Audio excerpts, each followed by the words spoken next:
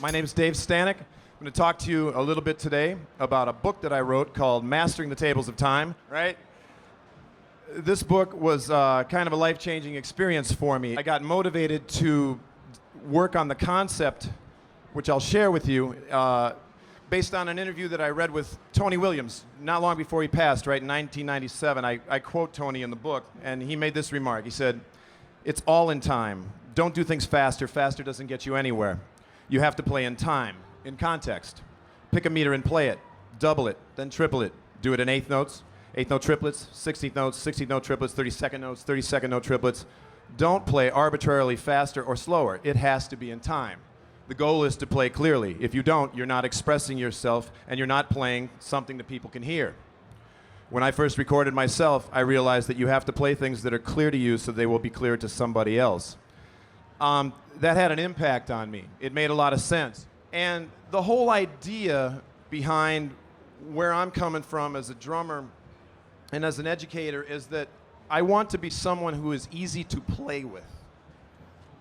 You know, I want to be able to play good music with the band. I want the band to be able to rely on me. I don't want to do that in a boring or unexciting kind of way. You know, I want to have some spark and some attitude to help elevate the band to a higher level and take the music to a different place, but not putting myself first. And so I do my best work with a band now. I'm a band guy.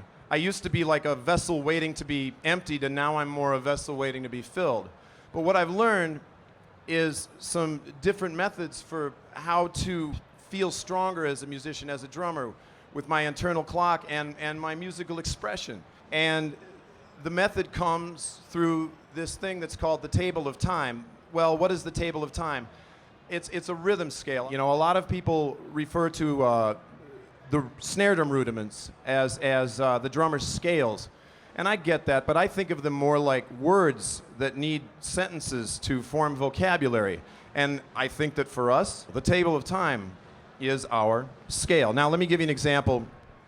One thing I like about the what I call the standard timetable and the different families of duple and triplet groupings, which is a different art than the world timetable, where we have the odd groupings and the gradual increase like gears on a bike, is that when I practice one timetable, I have the ability to actually develop whatever kind of phrasing or interpretation I apply to it to anywhere from 3 to 5 different tempos at one time. And I'll show you how that works.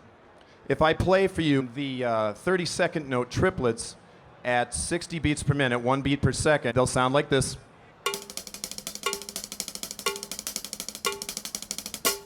Okay, now check it out. If I double the tempo, but I cut the subdivision in half, and I go from 32nd note triplets at 60 to 16th note triplets at 120, listen to what it sounds like.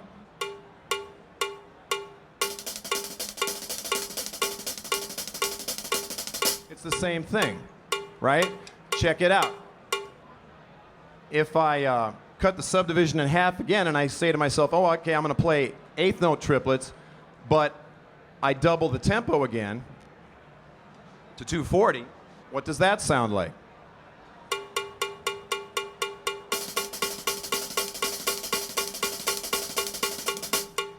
Sounds the same, right? So check this out. There's a lick I like. It's like an Elvin Jones melodic triplet kind of thing. I play like this, left, right, foot. So I think of Elvin Jones when I play something like that. Now, at 240, that's a tempo you're going to hear a lot in bebop music, right? So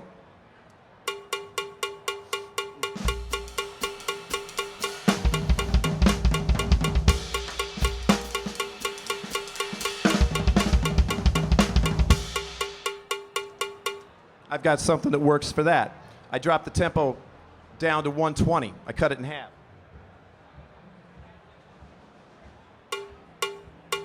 Okay, dance groove tempo.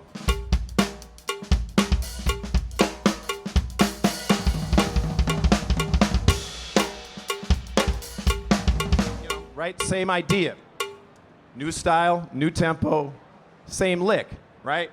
Let's break it down to like a heavy rock kind of thing, right?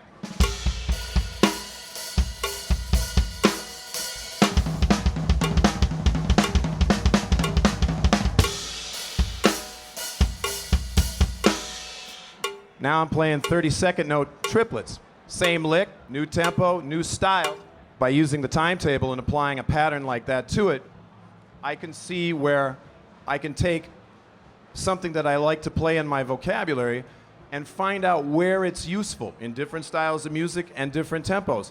And really, I've played the same lick at the same rate of speed all the way through the thing, you know? That's practical for me, you know? And it's very, very useful because what it trains me to do is know where my range is in tempo in my expression.